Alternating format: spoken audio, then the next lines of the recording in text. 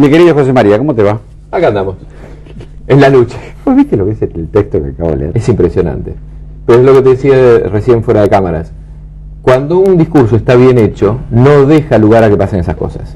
Si vos haces un discurso a favor de determinado tema, no debe quedar dudas. Los otros días, cuando era el debate de la ley de medios, vos si no veías el epígrafe de TN diciendo a favor o en contra, no te dabas cuenta cuál era la postura del senador. Y los escuchabas por ahí 10 minutos, 15 minutos, y nunca terminabas de darte cuenta si la postura del senador era a favor o en contra, lo cual indica que el discurso está mal hecho. Como vamos a hablar de comunicación, y es uno de los temas que trabajamos bastante en nuestra carrera de coaching ontológico, me fui a buscar cuáles son los axiomas de la comunicación. Y la comunicación tiene 3 axiomas fundamentales. Uno es que es imposible comunicar. Es imposible no comunicar. Sí, esto es, los silencios comunican. Después, otro axioma es que toda comunicación tiene 2 aspectos: contenido y relación. Lo que digo y cómo lo digo. Exactamente. ¿Dónde pongo el foco? En lo que digo porque quiero tener razón y no me importa si ese tener razón me hace perder la relación que tengo con el otro. O sea, ¿dónde pongo el foco en la comunicación?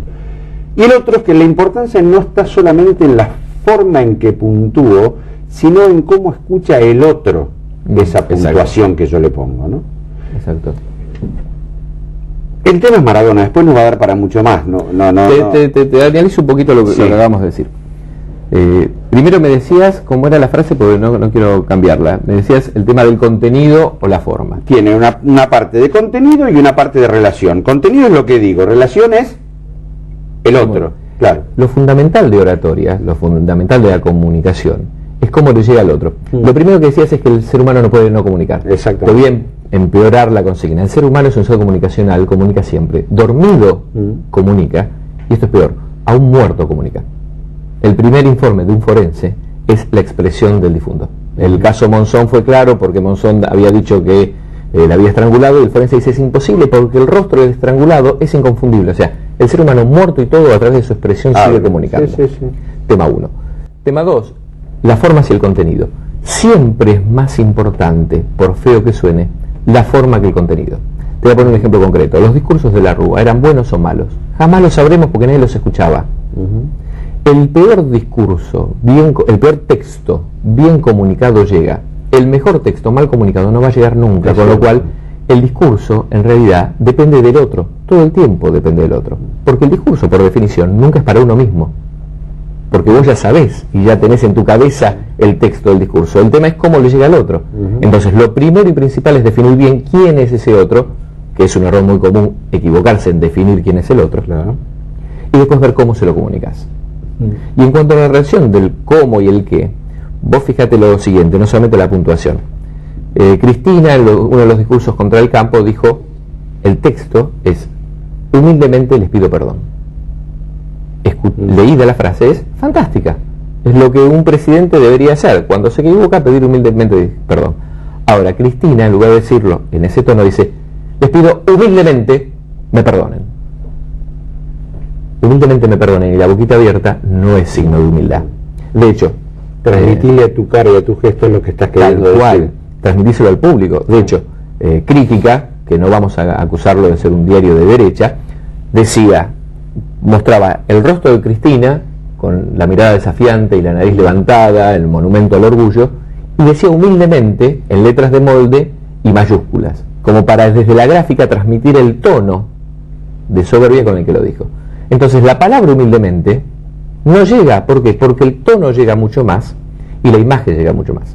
De hecho, la palabra llega, del 100% de impacto que tiene un discurso, la palabra afecta solamente en un 7%. El 38% es el tonos, matices, inflexiones, y el 55% restante el lenguaje no verbal. Con lo cual la forma de decirlo es mucho más fuerte que los gestos, la gente en Estados Unidos elige el presidente con la televisión, pero sin volumen. Obama ganó por la imagen, básicamente. Después todo lo demás.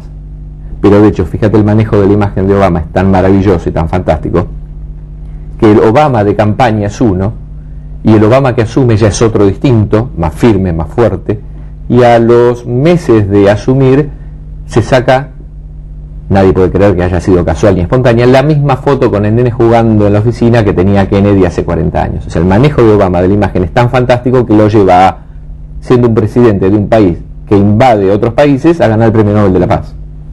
Sí, es que yo creo que no hemos tomado conciencia todavía de la importancia que tiene el lenguaje y de lo que significa en el ser humano el lenguaje, ¿no? Es fundamental, de hecho es lo que nos diferencia de los demás animales, la capacidad de comunicarnos y hacer perdurar nuestros mensajes.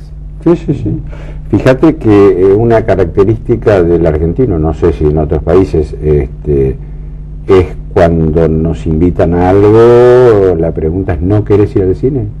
¿No querés un café? Arrancamos del no. En Japón me contaban, vos le convidás a alguien con un café y el japonés te contesta: sí, pero ahora no. Pero la respuesta es sí. Ahora no lo quiero un café, ahora no. Nosotros no. ¿No querés ir al cine? ¿No querés ir a ver tal cosa? Arrancamos del no. Bueno, uno de los problemas más grandes que tuvo Labaña en su comunicación es que todas las respuestas las arrancaba desde no.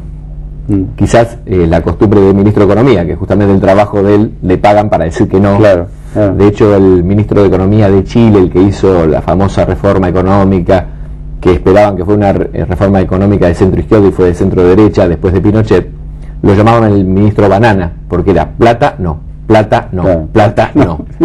Pero era tal cual.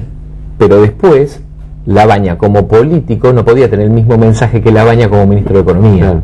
Una cosa es un ministro de Economía que justamente te pagan para negar capitales, porque te paga para decir, bueno, esta partida no, esta sí, esta no, pero sobre todo esta no, esta no, esta no. Distinto a la de un político.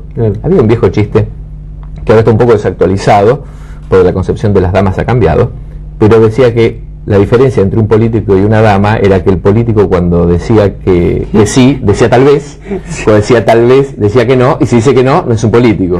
Mientras que la dama, cuando decía que no, decía tal vez, cuando decía tal vez, decía que sí, si decía que sí, bueno, no era una dama. No era una dama.